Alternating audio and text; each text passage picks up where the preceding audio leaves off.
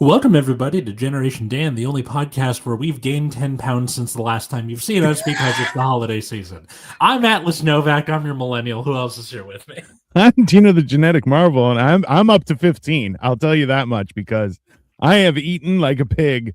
The only advantage was I had snow to shovel, and that may have like balanced things out, but I don't think so. Our guest today is a returning guest who has had a monumental life milestone. We are super excited. I'm going to take complete credit for encouraging him to release it because I'm a narcissistic prick that way. But with us today is Mr. Vince Carmichael. Vince, how are you, sir? Doing very well, Dino and Atlas. Thank you very much. I've also tried to hold on to the weight before and after the holidays. I think I'm holding on by a fingernail, trying to do some intermittent fasting. Oh my God. I love the post, Dino, that you had on Boxing Day saying that you were still full from Christmas before you even went to supper. I'm like, that's been the last 3 days for me. It's killing me.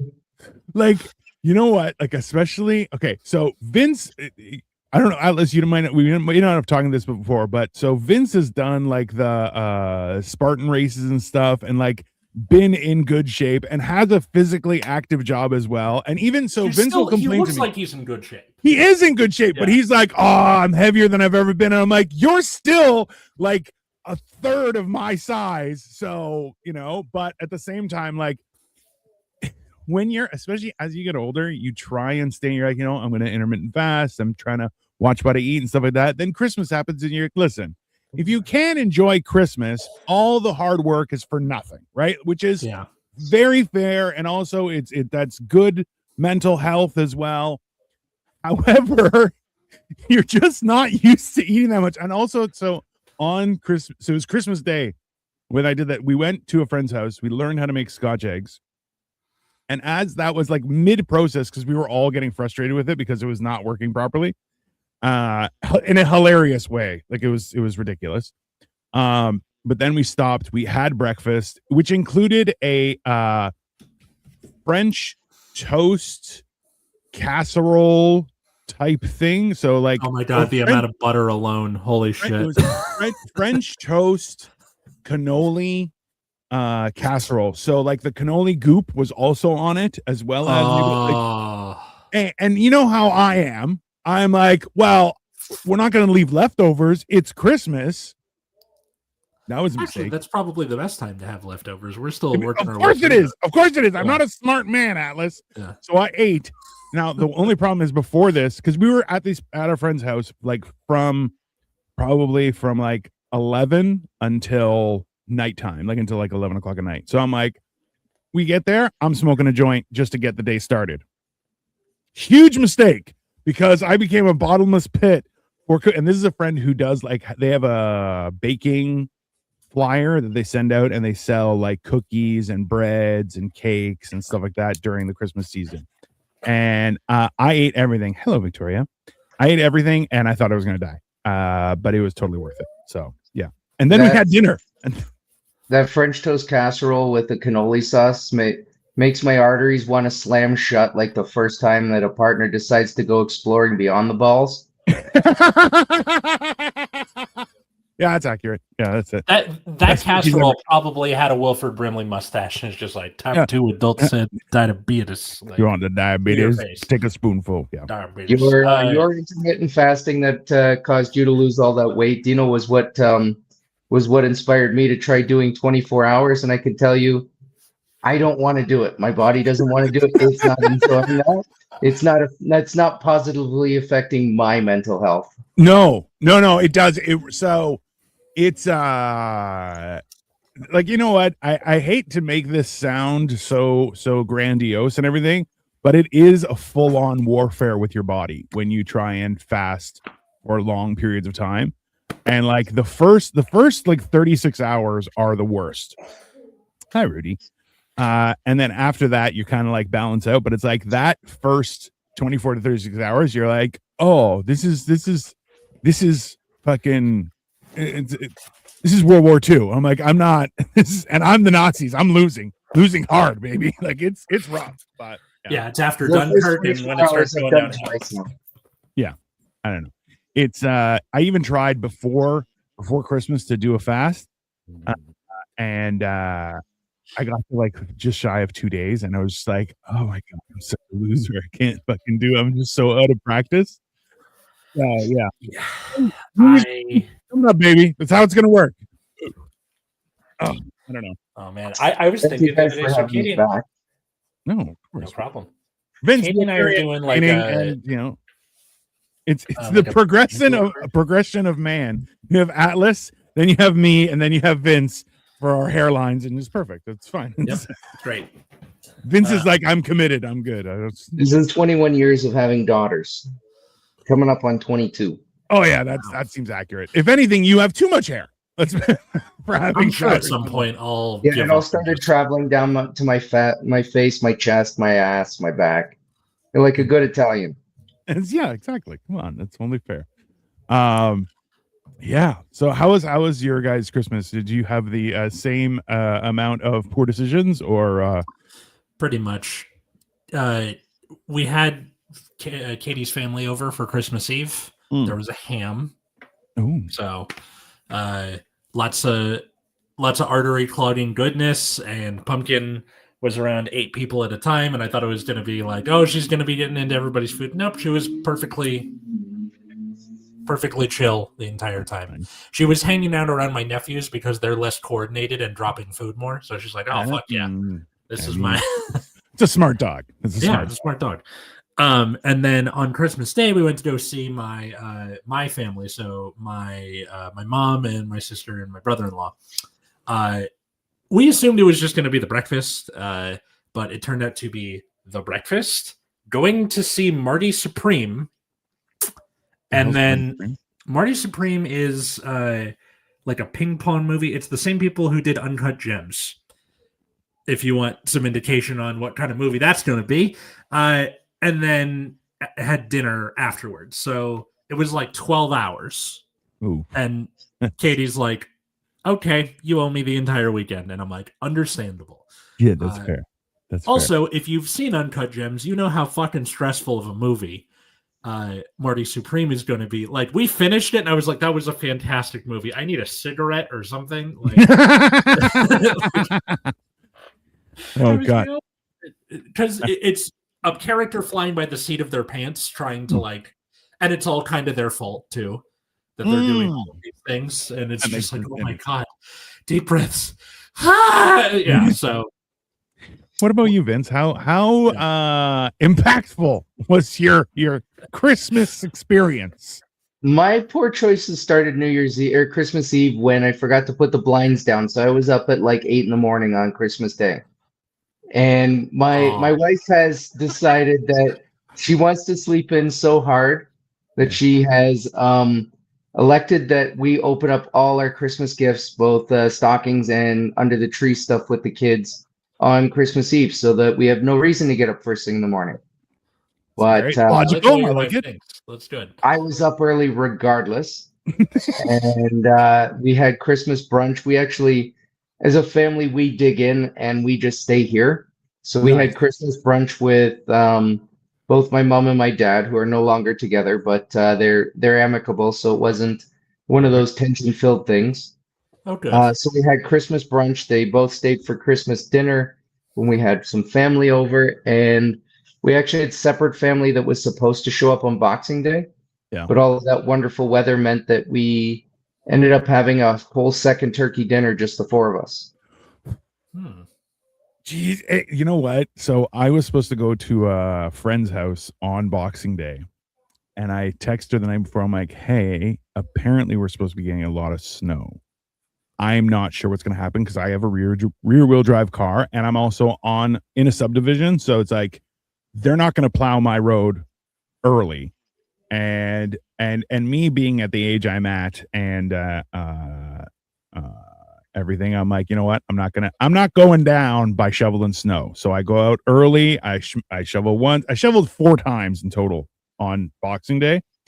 But like, and the last one, I was like, you know what? It stopped snowing. I think we're okay. And then sure enough, wildly, the plow came by on the same day of snow when snow fell. So I ended up having like a 3-foot mountain at the end of my driveway of like hard icy snow, and I'm like, fuck my life. And I'm like, if I'm not getting rid of it now, it's not getting rid of. So out I went. And but yeah, I was like, yeah, I saw like 3 cars like stuck on my road, and I'm like, yeah, that'd be me. No fucking thanks. I'm good. I'm like, I'm sorry. I love you. I'm staying home. I can't. It's just we have this sidewalk. We're on a corner unit, so we have the sidewalk and the mailbox down there. So I'm responsible for the mailbox and like 100 feet of sidewalk plus my driveway. Jesus. So when the plow comes through, we got buried at the bottom of the driveway. I've only half dug that out, but my wife runs a home daycare. Yeah. So I have to dig out a walkway for the daycare parents. That's where the 3-4 foot mountain was. And I had to dig that one out this morning before Monday morning when they start coming back. Jesus. Okay, Belinda, get out shithead. That's nice. It was about 49 degrees or 9 degrees Celsius. You know what? You deserve global warming. How about that? Jim says, I'm here. Yeah. I'm here now. I'm recovering from being beat up on Boxing Day. Tell us more. Jim, you're in the U.S. There is no Boxing Day. Yeah, there is no Boxing Day. That's also true. Well, unless it's that kind of Boxing Day, which is, I think, where we all gather together as a society and celebrate Logan Paul getting the shit kicked out of him. Oh, it was a great time. It was a great time. watching Jake Paul get his jaw broken by a professional boxer. You're like, it's about time. There we go. Yeah, we all played the cell block tango. He had it coming. Yeah, I shoved up all the snow in Santa Barbara by myself. There's no snow in Santa Barbara, you horrible human being. Sorry, bye. We're not sorry. Get lost, Tobias. Your name is Tobias. Nobody cares. That's gross. Hey, Tobias, listen. Toby, I hope you have unreasonably cold weather snap with a lot of snow. Yeah. One day, on a Tuesday, just to fuck up your day. Not even a Monday, just a Tuesday, a random Tuesday this winter. My sister was telling me that at her work, they did like an icebreaker where it was like, what's the most serial killer-ish thing that you do? And it's like they seemed normal until blank. And apparently her boss likes to take apart a sandwich and just eat the individual parts of the sandwich. Oh, that is definitely a murderer. That is 100% a murderer. Yeah. So my sister asked us all that. Mine is whenever I am in traffic, either in the car and get cut off or on my e-bike and someone almost fucking kills me. I like to out loud just state how they're going to die. And just like, you will go home, your wife will leave you, all this stuff. If you guys have watched Severance, when they fire what's his name?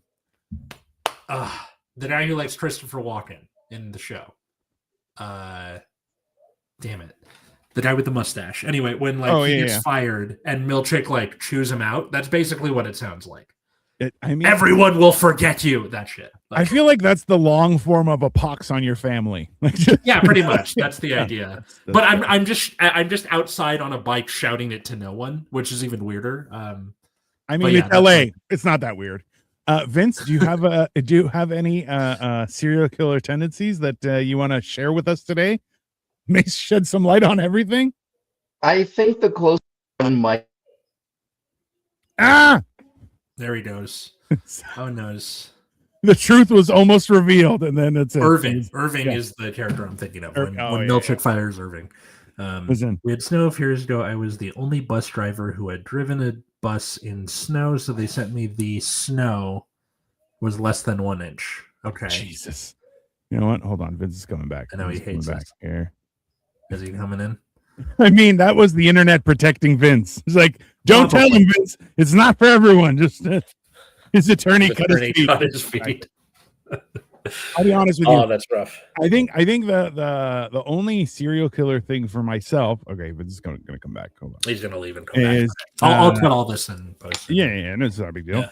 It for myself is 100% when people are threatening. There we go. Hold on. Sorry about that, guys. No problem. Don't worry about it. That is how technology gets us. It's like, oh, you thought your life was going to be easier? Nope. Yeah. That's like the one downside of like us not all recording in the same room is that this tends to happen. Listen, you guys can all move. But, That's like, fine. That's fine. For me, it was Also, to get back to the original comment. It was being stuck in traffic and having that Bill Burr moment of, just 10 degrees to the right, and suddenly everybody knows who I am.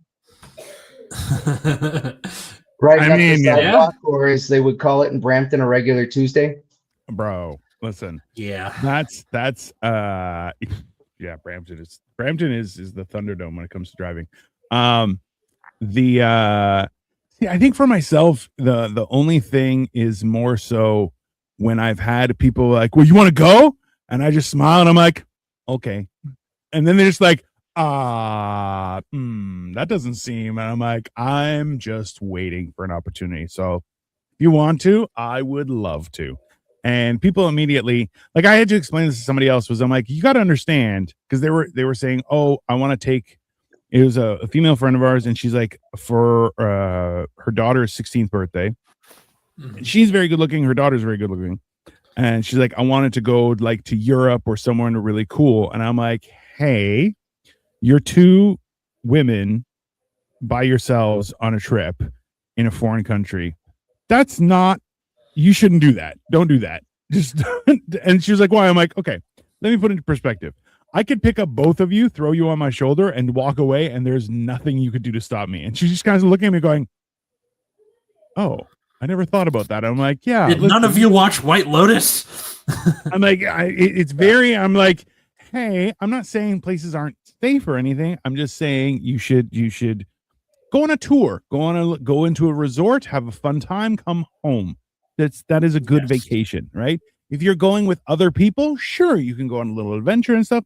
But I'm like, look, I've been into alleyways where all of a sudden everyone just looks at me and I'm like, it's up to you. And they're like, nah. I'm like, all right, good. Fine. All right. But I'm not going to do that with Let's my do wife. the thing. Yeah. What?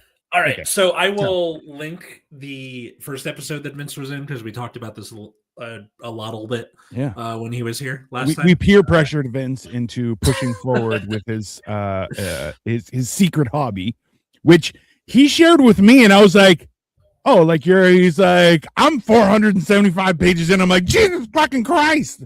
So he took the leap. Vince, do you want us to link jealous. the story and all that in the description as well, or do you want us to leave it out? Yeah, you guys can link the story. I love watching the counter go up. It's my own little little bit of narcissism, is watching the counter go up as more and more people go to visit the story. Totally reasonable. So for the people who haven't listened to the first episode you were in with us, what is this that we're reading? It's a sort of pseudo time travel retelling of the Harry Potter universe. It's my take on what would happen if Harry got a few things unlocked and a better roll of the dice the second time through. Ooh. See, I listen. The hardest part about writing a story is afterward realizing, oh, I could have done that better. Right? And I think that is only fair, that take a shot at it. Why not? There's no reason why you can't make it interesting or anything. And after all this is said and done, it's a lot of fucking work, right? It's a lot of work to write stuff. When you told me, I was like, oh, I've written the first 4 or 5 pages of a few different stories that I want to write. Nowhere fucking near what Vince has written. The amount of stuff, and I'm just like, all right, this is it's very impressive. I'm very jealous, but also super happy for you that you took the leap and released it. If we've learned anything from George Lucas, it's that artists going back and fixing their work is not a good time, but other people going back and fixing your work because they're not a transphobe, usually a better time, I think. That's one of the things that I've found fun and difficult about it at the same time as I go through. Obviously, now that I've dropped book 1 onto a couple of different fan fiction websites, it's now there as a document, and it's not changeable, and it makes it difficult to want to part with book 2, which I've started to do, because as you start dropping the chapters, you can't change anything anymore. You can't go back and retcon anything any further. Yeah. I kind of like that. Well, okay, there's two sides of it, right? Is that number one, you've set something in stone, which is an issue, right? But also two, then you're in kind of post-production hell, just revamping and fixing and you never, right? Like, so it's kind of a 3 or 4 full readings of book 1 before I was solid enough to want to drop it. And I hadn't changed anything substantively in it plot wise, but there was a lot of minor tweaks and stuff to it before it got dropped. I feel like that's reasonable. That's okay. Hold on. Jim said, I lived in the same building as Richard Ramirez lived in the Hotel Cecil. Number one, get out of the Hotel Cecil. That is a death sentence. I would be careful. Lots of women are in law enforcement or were in the... All right. My goal is to be the only person who has never seen Harry Potter. Well, we're ruining that today, sir. Well, at least in fanfic. So, Vince, did you want to read it or? I don't really trust my voice because I'm recovering from a cold. Okay. If one of you two don't mind. Absolutely. All right. I love reading. You want to go first? Do you want me to go first? Do you want me to read? So I picked up the one from Archive of Our Own. Yes. So do you want me to read the intro first, Vince? Is that, and then I'll read the chapter? Or sounds good. Do you want to read any part of this, or what are we doing? I'm good reading the chapter if you guys like do the MST3K thing if you want. I don't know what that means. Just kind of like reply, making jokes. Make noises. Yeah, we could do that. Okay. All right. So here's the intro. Hello. This is my first crack at writing fan fiction. I am currently working on book 4 of the series, so I have a backlog built in. This takes place over the timeline of the canon books with some prequel backstory added. I will not be writing author's notes before or after most chapters. I will add in the odd ones here and there, but that's it. Book 1 has 40 chapters. I will also be dropping this as the other major fanfic site, fanfiction.net. Yeah. I have taken out the original spiciness on the story to adhere to decency laws in my country and make it accessible for all. What a kind man. I also someone who doesn't want to go to jail. Smart. Probably. Smart. Yes. I own none of the characters in this universe. I have no stance on the opinions of J.K. Rowling for or against. I just enjoy playing in her sandbox. Interesting term of words. I have embedded numerous Easter eggs in the fic for my amusement and as a game for you readers. Some obvious, some obscure. Would love to see comments from readers on the Easter eggs you find. Jesus Christ, Vince, I'm so excited about this. Unreasonably so. Like, conveniently Christmas. I mean, this works out very well for me. Yes. The Temperamental Elemental by Jedi Phoenix. Book 1, Chapter 1, the end. The war had been brutal and lasted longer than anyone had expected. No big epic battles to quickly tie up loose ends. Just a slow descent to oblivion with too much death and despair. After Dumbledore had died, learning what he needed from Harry was almost too much. That does not even begin to mention how the only things he ever taught Harry were history lessons. Lessons as boring as any Goblin Rebellion lecture that Professor Binns droned on about. When Harry found out that Albus had never taught him anything useful, because he always meant for Harry to die, was a kick in the gut. For the greater good, Gellert Grindelwald's slogan. What? No, it's an accurate description of fucking... Dumbledore was not a nice person, okay? He was a bad guy, okay? He doesn't get a very good telling in my story. Okay, he was a villain. Listen, he's not a good person. And Snape, you know what? I feel just to sideline this, okay? Is everyone was like, I'm Dumbledore, actually a bad person, pretends to be a good person. Whereas Snape, everyone's like, he's a piece of shit. No, actually the hero, get fucked. Okay. Which is funny because I spend a good chunk of the time over the course of all the books using Snape as the punching bag that everyone likes to make Harry into. Yeah, but that's exactly what he did. Anyways, sorry. Let's please continue in your reading. If Dumbles wasn't gone, Harry felt that he would shove Gryffindor's sword straight up. Well, you get the point. Let's just say that now, with his eyes open, old Sparkle Eyes better watch out for Harry in the afterlife. Harry and his friends had somehow managed to get all of Voldemort's Horcruxes, even if the snake had killed Ron. Hopefully, with them all, the Horcruxes gone, and this idiot monologuing, Harry could get him to fall dead on his own. Right. Like he'd had ever been that lucky. Like now, magical ropes were binding him to a chair, both eyes swollen nearly shut, at least 4 broken teeth if his tongue running them over was correct, and that doesn't count the burns, cuts, and multiple broken bones. After more crucios than Harry could count, old No-Nose was livid because... Fantastic. I love the nicknames. Yeah. Because Harry stubbornly refused to scream. Harry thought it excited him. Pervert. So he got his death munchers to soften Harry up. Tossa. Can't even beat a teenager by himself, Harry thought. Harry had beat them in their duel through a Priori Incantatem again, but when the spell dropped, Harry took a bludgeoning hex to the back of the head. So, Harry, any final words? Voldemort hissed out. I'd whisper them to you, so you'd have to lean in, and then I'd bite your nose, but Harry rasped out. Defiant to the end. Though I suppose I have to admire the fight in you, Harry. After all I've made you endure, Voldemort said softly. Made me endure? Beyond killing my parents, you've done nothing. You're a weak, pathetic bully too scared to do anything if you aren't up 3-1 in the numbers. Before you get on with it, I've got an itch just inside my thigh, Harry said lightly. Crucio. No, the Crucio let up. That's it, Harry. Beg for your life, Voldemort hissed. Just a little further into the left, Tom, Harry said with a quirk of his lips. Crucio! Yes! Harry started laughing maniacally. A bit unnerved, Voldemort asked, What's so funny, boy? Do you truly laugh in the face of death? Voldemort growled out, frustration evident. The world will know the last thing you did before to kill me was scratch my bollocks, you useless bastard, Harry said with a twinkle in his eye.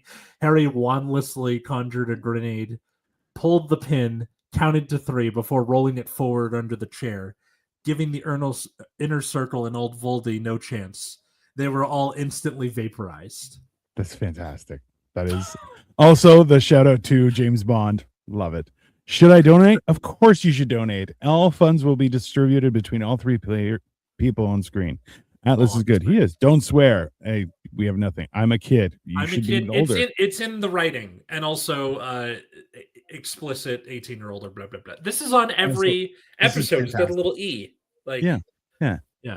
E. It's a good beginning or a good idea of what Harry's going to be like throughout the entirety of the story. He's very he's John McClane. He's John McClane. He's James Bond. He's very acerbic. He's not going to take any shit after all he got put up. He's very quippy. Yeah. Listen, I love it. Listen, for the simple fact that, let's be honest, the Harry Potter world was very soft. Okay, and let's be honest, having been to London, that's how they are. It's just that's when you say soft, do you mean like soft magic system? Because that is a thing in fiction. I mean, also, if I was fighting somebody, I would take my wand, jab it into their eye, and blow the back of their head out. Why? Because I'm a fucking gangster. Yeah, right. The way they explain it away is like in the wizarding world, doing that is like Muggle shit, basically, where it's like we don't fight with our hands or whatever. Like, but that's the thing is Harry is more Muggle than he is wizard, right? Like he's a wizard because he's a wizard. He was raised as a Muggle though, and he had to fight for his lunch, right? So yeah, he should be like can you imagine in a duel? He's like, oh, I'm gonna and just brain somebody. Come on. Like that's gonna make somebody shit their pants. Which I'm leaving your swearing. You spelled your wrong, and also explicit 18 or older. every episode is like this. Yeah. I'll be king. Harry does do a little bit of muggle fighting, and there's also some sword fighting in there later on. Oh, He cool. does, for somebody that everybody expects to be a person of the light, he is much more gray and a lot more ready to kill.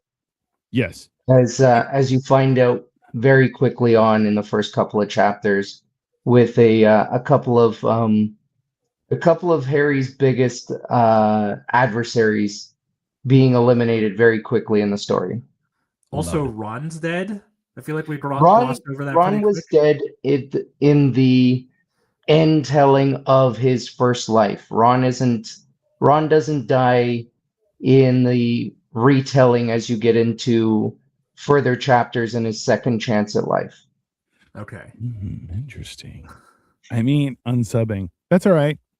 Have a great life. Okay. I don't care. Also, yours spelled like this. When it's possessive, when you are saying you are swearing, Y-O-U apostrophe R-E. Read a book. Read a book. I know better, and I suck at spelling. No, I honestly, for the first chapter, that's fucking 1-2. Like just that, it's a solid start. I'm very flip you. Just kick him out. Go fuck yourself, Albie. How about that? You piece of shit. You probably won't grow past 5 feet, loser. Sorry, I had to do it. It's a little mean. I don't give a shit. It's a little mean. Well, he said flip you, and everybody knows in youngster speak that is very aggressive, and he should be responded to. He like, I'm unsubbing, and he couldn't even spell unsubbing in this one. What a fucking loser! I said it again. Okay. Okay. All right. Anyways, yeah. Whatever. Anyway, so. What's some of the other feedback you've gotten there, Vince? Has anyone? Yeah. How does this work? Do people have comments? Like, what is it? There's been very few comments on fanfiction.net. There was a few. I had one particular person that wanted to gripe about everything, every chapter, and I got like 5 or 6, 7 different shots from the person. You find very early on as well, and I think I mentioned this in my first trip to you guys, was as much as a lot of other people make Harry Potter into the biggest punching bag verbally and literally that anybody can ever write about, everybody tortures him. Yes. Harry realistically is somewhere in the cross section of James Bond, Jesus, and Superman, and the fact that he doesn't get any females chasing him except for Ginny forever. Well, it made it very difficult to write, because I right away wanted to give Harry a harem. And is that a harem with 2 R's? Is that how that works? Or like I said at the prequel part about not wanting to put spiciness in, trying to write even in a James Bondian type of way of something's going to happen, but we're going to fade to black, and then 20 minutes later something has happened, but we're not talking about it. I feel like that's reasonable. That was difficult to continue to move along with, but the first incident where Harry ends up with any kind of female interaction is him with older girls from Gryffindor, but he's already mentally much older because he lived, he died, he came back, and still has his same memories.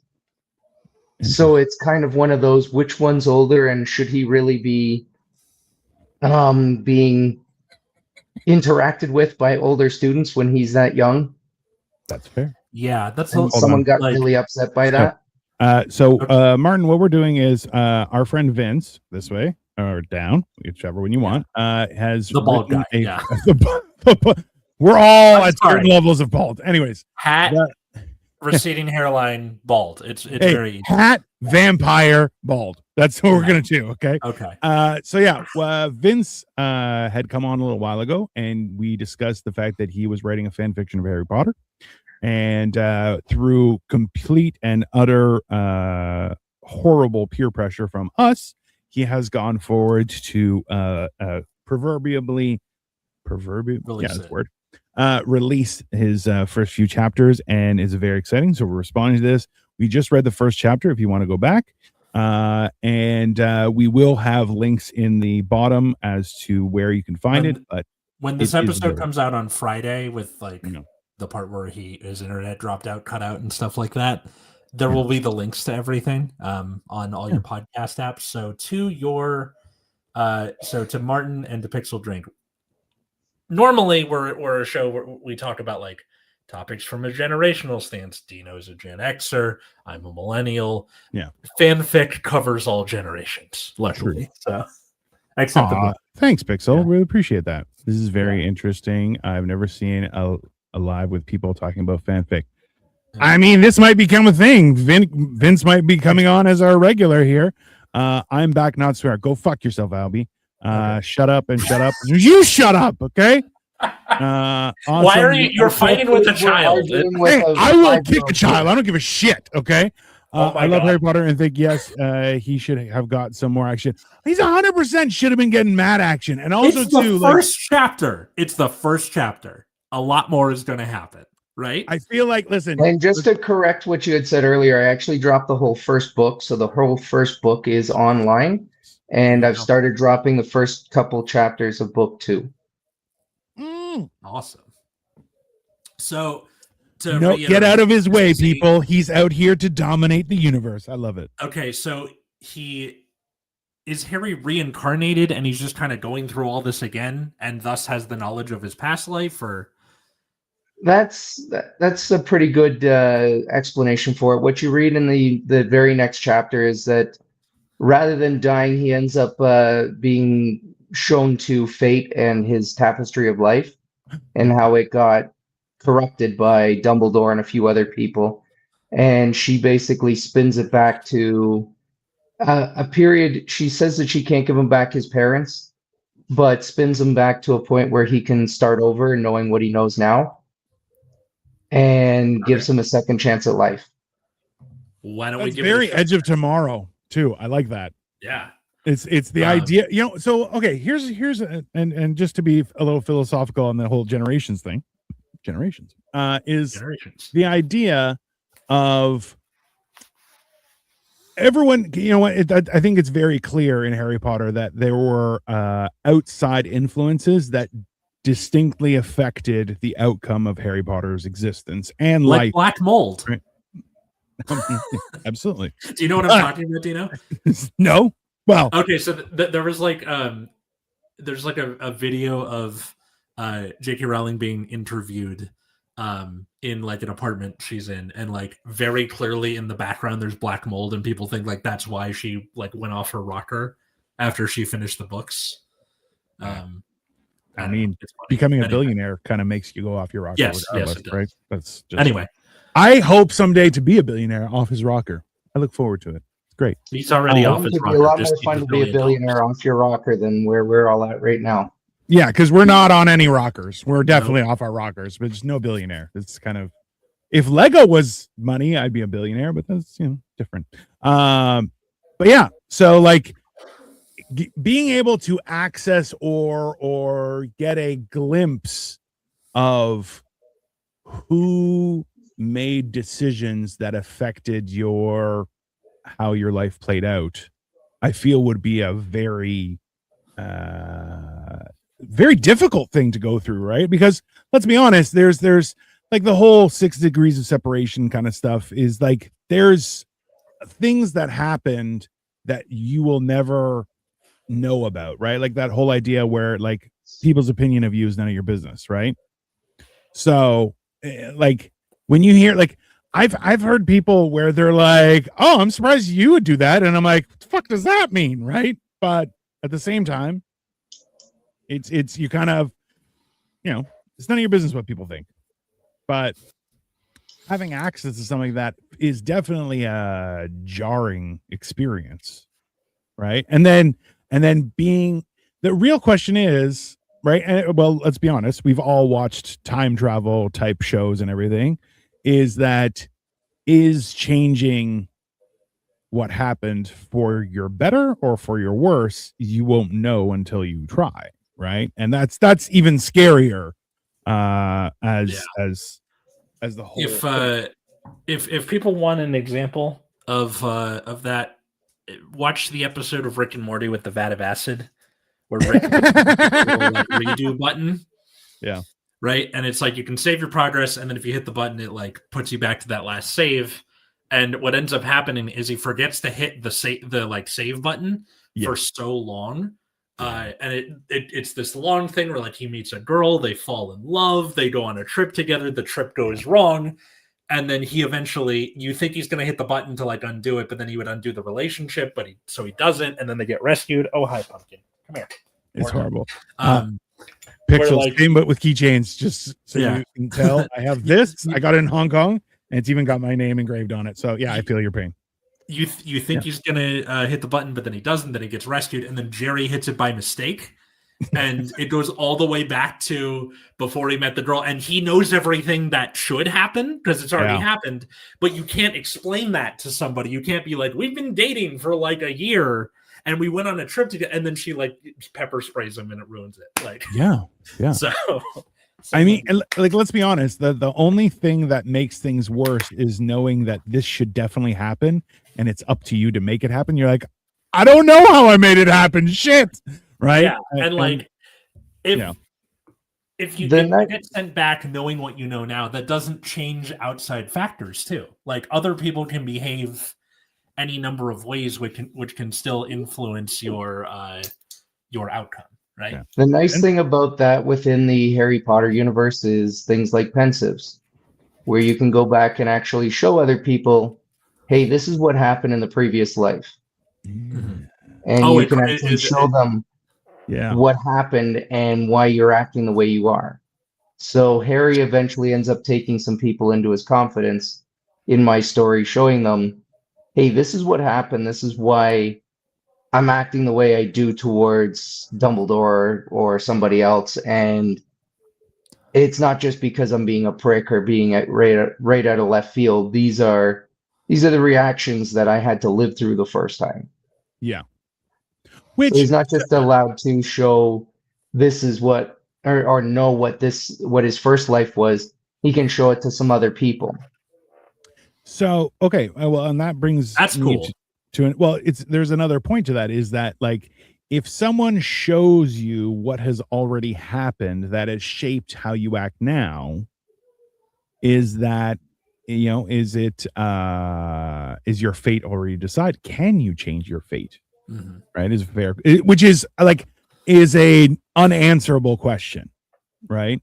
Because is everything in your life already decided, or do you have free will? Who knows, right? It's very, very philosophical. I like it. Well, I think at least in the way that I wrote my fanfic, definitely there is free will, because there's a number of people who didn't interact with Harry nearly as much in his first life, and they realized that through seeing his memories and have a definite different life with him this time. Very cool. I like that. Should we read the second chapter, or should we? Again, Vince, your call. If you want, how much? I mean, let's. I'm down to go on to the next chapter if you are. Hey, you guys, this is your bus, man. I'm just enjoying riding it's with you. It's your story, dude. If you want to begin the second chapter, by all means, go ahead. Okay. All right. Do you want to continue reading, Atlas, or would you like me to take a shot? You want to go for it? I'll keep by all means, sir. I will sit and be shocked and in awe as you requested. No problem. All right. Chapter 2, Rebirth. Harry woke up suspended in air, surrounded by blinding white light. He noticed he felt no pain anymore. Then a voice spoke to Harry from behind him to the left, a voice he only remembered hearing when in the company of Dementors. Instead of the red hair he was expecting through it was silver. Instead of the red hair he was expecting, though, it was silver and blinding off the all-encompassing light. Harry, the voice said. Mom? Yes and no. I chose to look like your mom to let you feel a friendly face, but no. I am Clotho or Clotho? I'm not up on my Greek mythology. We might have to ask the genetic marvel here. Clotho. That's true. The Greek one. Which one? What is it? Clotho or Clotho. Clotho? Okay. It's one. Greek is read exactly how it's spelled. So, and remember too, like there is no C. So if it is a C, it's actually a K. So it's Clotho. Okay. It's Clotho. one. Okay. All right. I am Clotho, one of the fates, and I will neither lie or deceive you. I fear you've had enough of that for 3 lifetimes. Also, I owe you a bigger apology than I can possibly express. My thread for you was tainted and twisted too many times by too many people. By no means was your life supposed to be easy. No great heroes ever is. But so many other threads were perverted that the tapestry needs to be reset. Hold on. That is an interesting perspective there, Vince. That is, I like what you did there. Is that at what point can shenanigans happen so much that fate is like, hold the fuck on, start over. That's some fucking stupid shit. I like it. Yeah. Continue, please. There's the Fates are a big character in Hadestown, which I saw back in October, and or the Fates plural, all 3 of them are characters, and there's a big thing about retelling the story over and over, even if Orpheus and Eurydice are not going to be united. Yeah. In the end, you have to retell it because it is important to tell as a story. Correct. So it reminds me of this a little bit. Okay, at the thought, the tapestry of Harry's life appeared before him. Loved by so many for 15 months, parents, friends, and family. Then the betrayal of his parents, followed by pain, suffering, and dodging death time after time. Fighting Voldemort and the expected victory, the tapestry looked sick somehow, like part of it had mold and rot on it. Beside it was another tapestry. What is that black mold you were talking about? I mean, look, that's the perfect explanation. Is outside coming in, polluting, and it's fucking Vince. You have some real talent, you son of a bitch. Yeah, fucking liar. Beside it was another tapestry. The beginnings were the same, but after the betrayal, a life was serious, full of laughter, love, and pranks. Being trained by Sirius and Remus, a man named Arcturus, and women named Dorea and Cassiopeia from the time he could walk. Through his Hogwarts years, several girlfriends learning his lineage. Hey-o. Some things... What? No. Okay. Some girlfriends learning his lineage. Yeah. Some things were partially blurred out. A direct descendant of Gryffindor, one of the many shocks, the blurred outline of his animagus. Something big and airborne. Voldemort's inevitable return, the Second Blood War, people dying, including his first love, eliminating the Horcruxes, combining the Hallows, eventually defeating Tom and living his life in peace, teaching, and eventually becoming headmaster of Hogwarts, of having a family the Weasleys would be jealous of growing old and eventually passing on surrounded by loved ones. It was beautiful, if imperfect, and it was all stolen from him. How? Who? Why? Harry asked. Hold on. Harry, if I knew you'd be... Hold on. Sorry. This brings me back to, there's a story where it's what if you were sitting in your underwear, having cereal, watching cartoons on a Saturday morning, and suddenly a very posh version of you and an old-timey ghost appeared, but your future could have been this. He's like, stop tormenting me, and disappears, and you're like, the fuck, man? I'm just having breakfast, right? It's very much where you're like, I thought I did okay, man. What the fuck? It's fair. I'm. Yeah. Or even worse, you're the Cratchits, and the Christmas present shows up. Look at these poor people. Hey, man, I worked hard to provide for my family. I'm fucking trying, and it's not hard enough, apparently. The other version I feel that on a regular basis. Yeah, Let me show him his grave. You're like, God damn. Yeah. Okay. Fix the drink. I appreciate your comments for real. Right? Give me a second. Everyone tries to do their best, right? And then you're like, what if it shows up and someone with a pocket watch is like, oh, I'd hate to be that guy. And you're like, the fuck, man?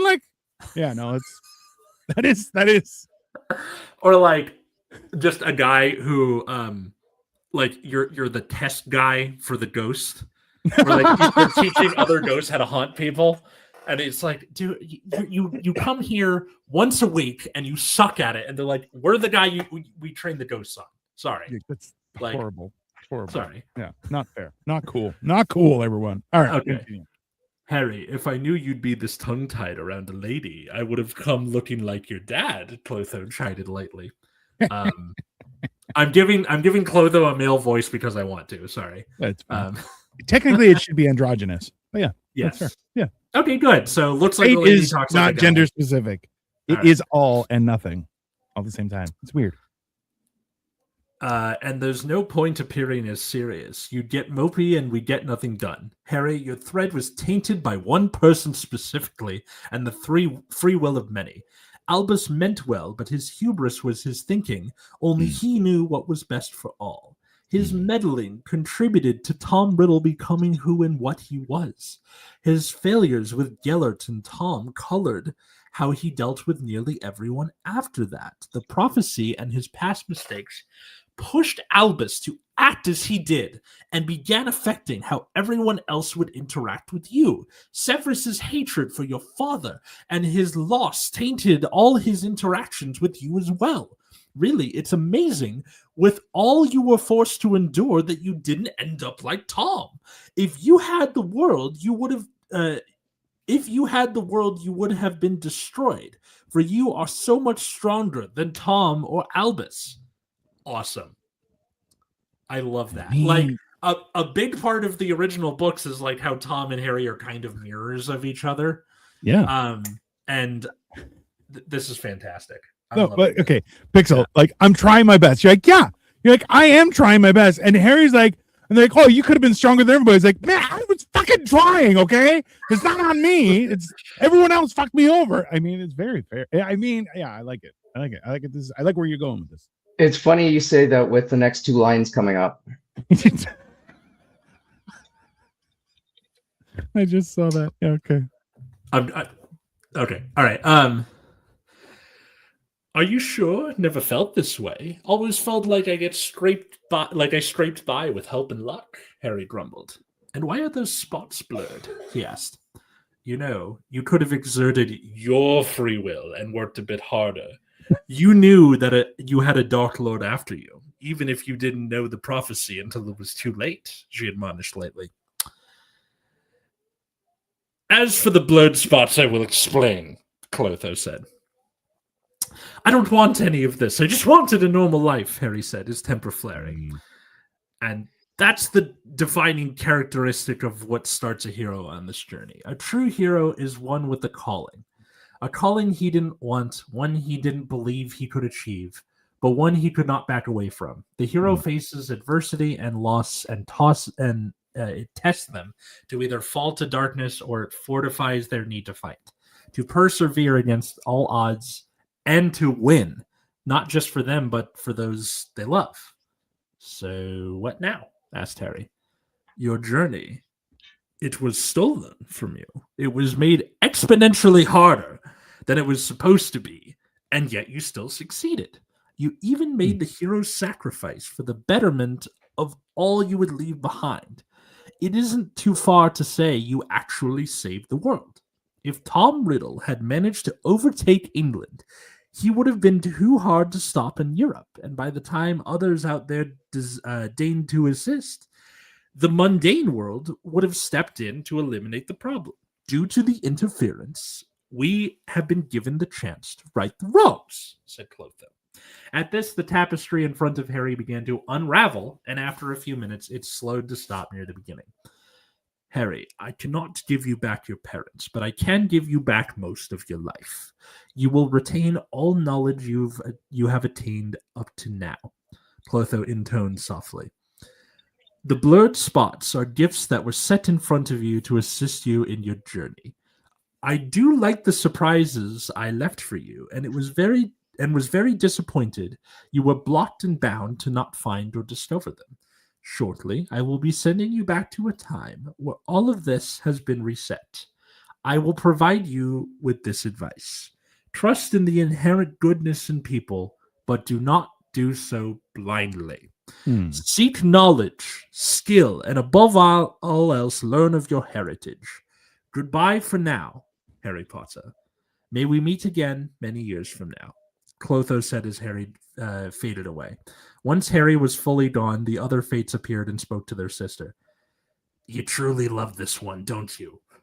One asked. They're smoking a cigarette. Fuck it.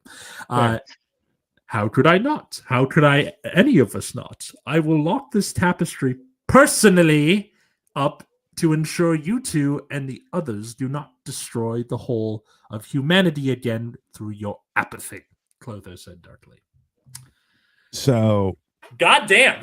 Yeah, that's a lot. I like it. I'm gonna read the rest of this on my own. This sounds great. This is fantastic. Man, it's great work, bro. This is like I did try and get you to read this a couple of months back, before even the first time I was on here. Yeah, I'm lazy. That's not news to anyone, Vince. Listen, I was okay. To put it into perspective, everyone, I was over 500 pounds, and instead of doing something about it, I did nothing about it and just stopped eating, started fasting, because that was the easiest way I could achieve something is by doing nothing. Okay, trust me, I know how lazy I am. At the same time, so like on one hand, it's very like I think we can all agree on this. Anyone who's like, I want to be in charge should not be in charge. That is consistently the truth of all truths throughout all history and time. Anyone who wants to be in charge should not be allowed to be in charge. And people who don't want to be in charge should definitely be put in charge. Why? Because they'll probably do a good job. In the same sense, like very much I keep on referencing John McClane from Die Hard for the simple fact that on Christmas we watch Die Hard, and then on Boxing Day we watch Die Hard 2 because I'm like, those are 100% Christmas movies. Perfect. So right. Yeah. But like he's just like his wife says it the best at the end of the first one. It's like, why does this keep happening to us? And he's just like, I was just there and somebody had to do something, right? Mm-hmm. Which is like realistically the true call of a hero is somebody had to do something, so I did it. Mm-hmm. Right? It shouldn't be well, I want to save humanity. Go fuck yourself. Nobody wants your input, right? Like it's kind of understated in the books, but they mention kind of offhand, and a lot of the fandom really sticks on this. Is like Neville Longbottom also could have been Harry Potter because that prophecy applies to him too. Yes. So he could have just done all the stuff that Harry did, but didn't for whatever reason. And it's supposed to be like, heroism can fall onto anybody, and kind of anybody can be a hero. But it because it's so understated and not like Neville gets his moment where he kills the snake, and that's kind of it. But Neville gets his moment, but Neville also throughout the books ends up being slower to develop because he's a tertiary character. If Neville ended up realistically, and this is one of the reasons why I really actually hate Ron. There's two characters in the Harry Potter universe that there's four characters really that I hate, but main characters that I hate are Ron and Dumbledore. Okay. Because they are just legitimately bad people. Dumbledore puts Harry into terrible situations over and over without any kind of explanation or any kind of guidance, and Ron realistically is holding Harry hostage from becoming a better person by doing all of the lazy stuff, wanting to goof off, and never really pushing him to develop other friends. I think in Ron's case, it's because they're teenagers. That's just kind of part of what it is to be a teenager. Age is no excuse for being a piece of shit. Okay. And then also in Ron's case, like his role in the books is to kind of be the guide for Harry and Hermione who come from the Muggle world, to be like, this is how all the wizard shit works because I'm from here. Yeah. Like he's also a terrible guy though, because 7 years in, he still doesn't know how to say things like electricity. Yeah, that's fucking. And his dad is supposed to be the head of the misuse of Muggle artifacts office, and he still doesn't know how to say electricity or do anything in the Muggle world. They I have are a question. bigots. They're just bigots that hide behind being stupid. Oh, that's 100%. Let's be honest. That is bigotry. Weaponized incompetence as Yeah. wizards. Yes. So, but okay. So I have not read.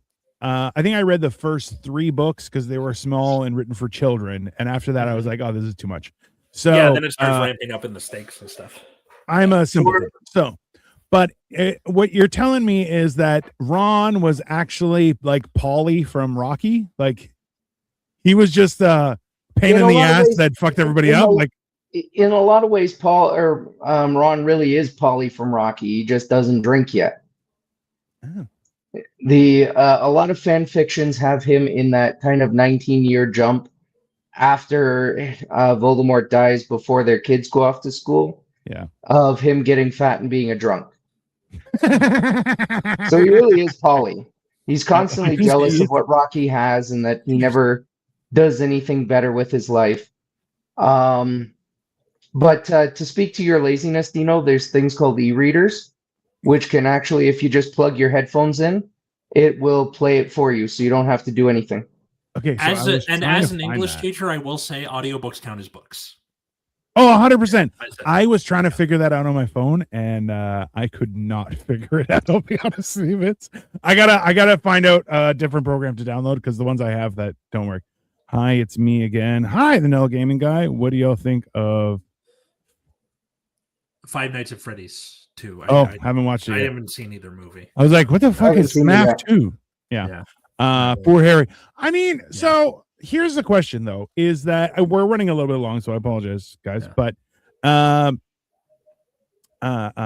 idea of being a hero, I feel like you have to have a significant amount of suffering to be a hero, right? Like you can't, like if you don't have any suffering, can you be a hero? I think from like a reader's standpoint, it's boring. If everything is easy for the hero, then it's like, okay, why should I care? You have to, like, as a person, because you as a real person went through some kind of hardship as a person. Whether it's sickness or money stuff or family trouble or whatever, like any sort of friction in your life, you have to like empathize with the character, and if they're a hero, they have to go through some sort of hardship for it to like really resonate with you. That's why the whole hero's journey thing is the thing. It's interesting you say that because that does make somebody like Superman a difficult hero to write for. Because it is that overpowered. And that was one of the things I did struggle with Harry, because realistically, if you read through the rest of it, you find that he spent 15 years in his kind of Dagobah, to use a Star Wars reference. He spends about 15 years in time dilation learning everything he needs to know. So he comes to Hogwarts as basically a post-Newt student who just is coming back for the school experience. Okay. And it makes it difficult for him to face any kind of adversity or challenges. And I really had to stack up challenges against him, and he still kind of tanks his way through a lot of it. See, go ahead. There's a Justice League cartoon that aired in like the early to mid 2000s, and there's a great like moment for Superman that I still remember to this day, like 20 years later, where he's fighting some villain and he's telling him basically, I live in a world of cardboard. I am afraid of breaking everything I see because of how powerful I am. It's but you are enough of a challenge where I can finally let loose, and then immediately starts like tanking his ass. And all of the windows break for like 3 miles around the punch. It's him versus Darkseid. It is it's from Justice League Unlimited. It's a fantastic episode, because that's the thing is, so Batman's alter ego, right, is Batman, which also is a questionable thing because technically he pretends to be Bruce Wayne. He is actually Batman in his own mind. But Superman's alter ego is Clark Kent because he is Superman, right? So the fumbling klutz who slouches, can't figure stuff out is like, I don't know. And you're like, he's unstoppable. There's no like, and that's the juxtaposition is because you're right. Is Superman is hard to write for because he doesn't. There aren't roadblocks for Superman. His roadblocks is him having pity on mankind for how fucking stupid they are. It's him being a Boy Scout, basically. Yeah, like, My code as a Kryptonian is I want to protect the people of Earth because they're good people and I believe in them. Yeah. Right. And Batman is kind of the opposite, where it's like, you all fucking suck. I'm gonna beat some ass. But at the same time, it makes sense. Go ahead, Vince. Sorry. Very much, my Harry Potter is more Batman than he is a Superman. Mm-hmm. It is that a lot of the people in the wizarding world suck, and I'm gonna kick your ass. Good. Yeah. Fuck them. Yeah.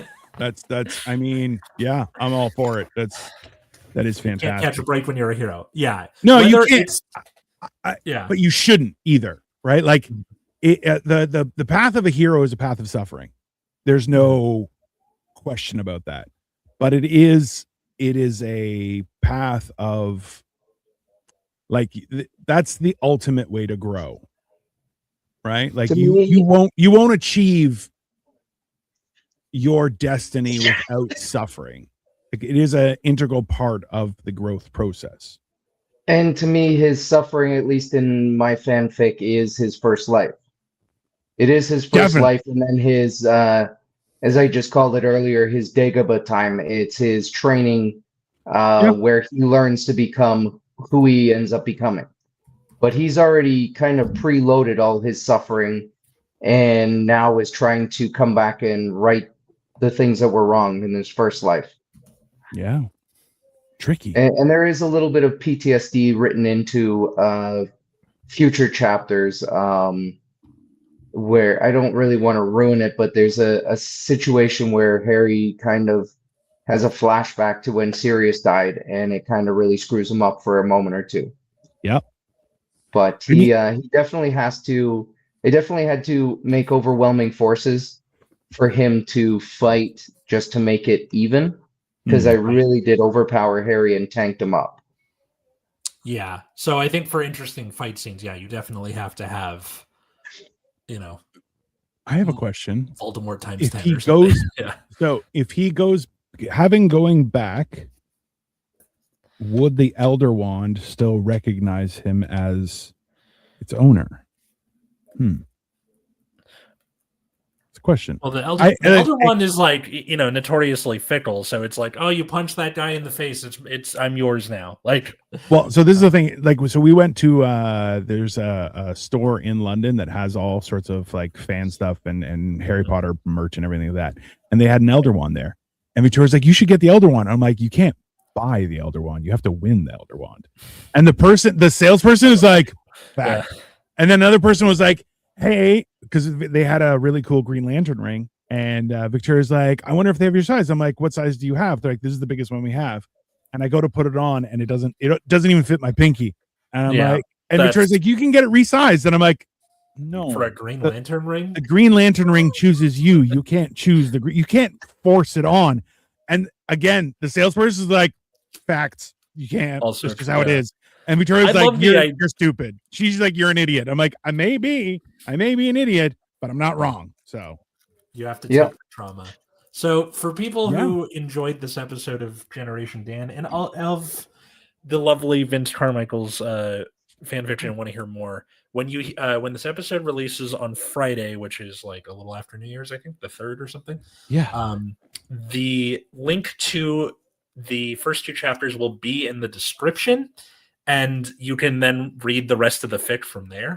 If anything, it's your responsibility to read the entire fanfic and comment and support Vince on his journey of righting the wrongs of history. So, where can people find and follow you, Vince? You can follow me at Facebook, Vince Carmichael, on Insta at Vince Carmichael 3, and then in Archive of Our Own and fanfiction.net, I am Vince Carmichael. And the story is called The Temperamental Elemental. All right. Nice. Awesome. You can follow us, the show, at Generation Dan. on all those social medias. You can also follow me at Atlas Novak, wherever fine social medias are found.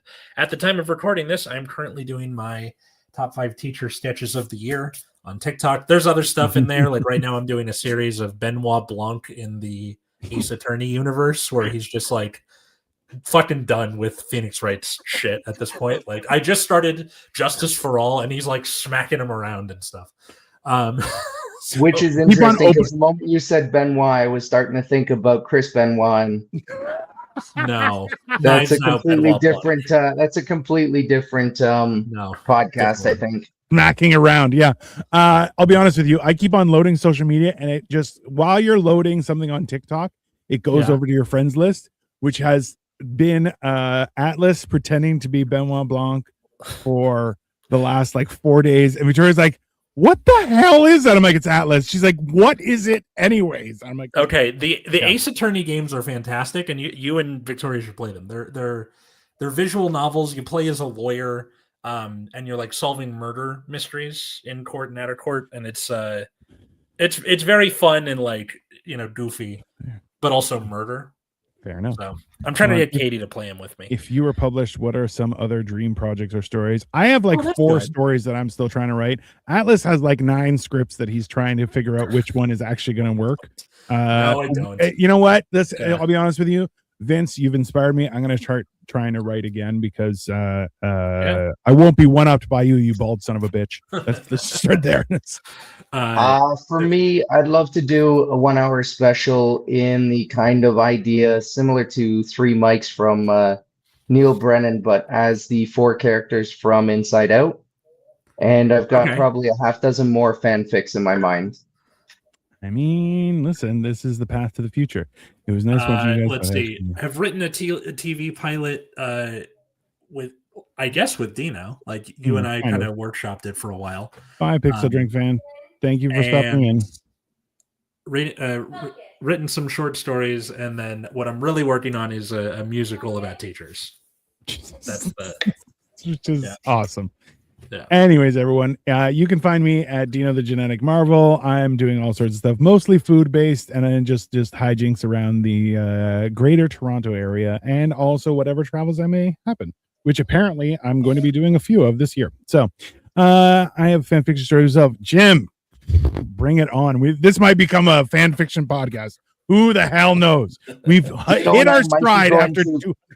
Sorry? Dino and I might be going to Kaboom Wings sometime this week on in Scarborough. Yeah, that's definitely gonna happen. So find us, follow us. You'll have a great time, everyone. In the meantime, enjoy the rest of your day, and follow us and send us money. That's only fair, reasonable. Have a great day, everyone. Bye, folks.